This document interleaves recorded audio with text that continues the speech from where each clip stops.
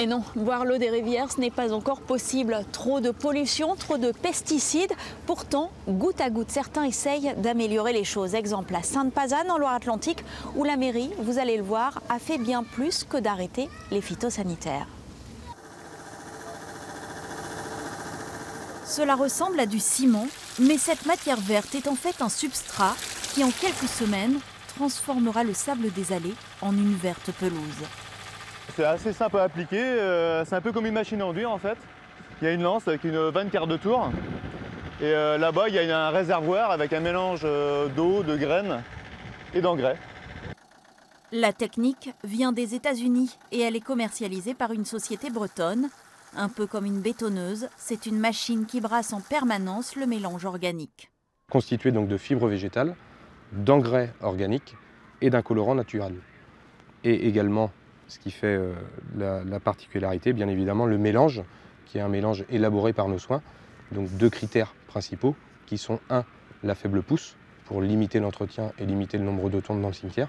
Et le deuxième critère qui est la résistance au piétinement. En végétalisant, la ville se simplifie la tâche. Il y a 2 ans, l'arrêt complet des pesticides a eu pour conséquence un désherbage manuel long et fastidieux. S'il n'y a pas d'herbe, il faut nettoyer la mauvaise herbe et c'est très contraignant pour les agents de la commune. Et l'herbe permet de soulager cet entretien seulement par quelques tontes dans l'année. Sur ce carré expérimental, et malgré la sécheresse, l'herbe plantée l'année dernière a plutôt bien tenu. Un peu plus loin, un autre gros chantier vise également à diminuer la quantité de pesticides dans ce petit cours d'eau qui reçoit notamment de nombreux résidus de produits agricoles. D'abord, c'est le ruisseau qui évacue la grande majorité des eaux du bourg de Sainte-Pazanne. 80% des eaux viennent ici et s'en allait trop vite vers le fleuve qui est plus bas. Lorsqu'il y avait de fortes pluies, l'eau transportait les pesticides à grande vitesse et le ruisseau débordait sur la route. En créant des méandres, l'objectif est de ralentir ce débit quand la végétation, les pierres et un lit élargi oxygéneront les eaux tout en filtrant les résidus indésirables. Moi, je me trouve être un ancien agriculteur. J'ai sans doute contribué à ma façon à employer des molécules chimiques parce que c'était la pratique. Je me dis aujourd'hui, on a vu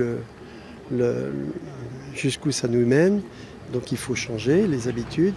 Et là, je me trouve avec ma responsabilité à gérer des espaces publics qui représentent, comme je vous disais, là, une surface importante. Et si cette surface de la commune est déjà dans le bon sens, je pense que le monde agricole, petit à petit, va suivre aussi, quoi.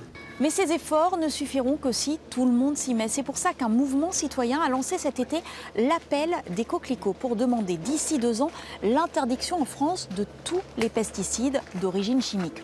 Outre ce livre, une pétition a déjà recueilli près de 200 000 signatures sur Internet en une dizaine de jours seulement. Autant de petits coquelicots pour que renaisse un jour la biodiversité dans nos villes, nos campagnes et nos rivières.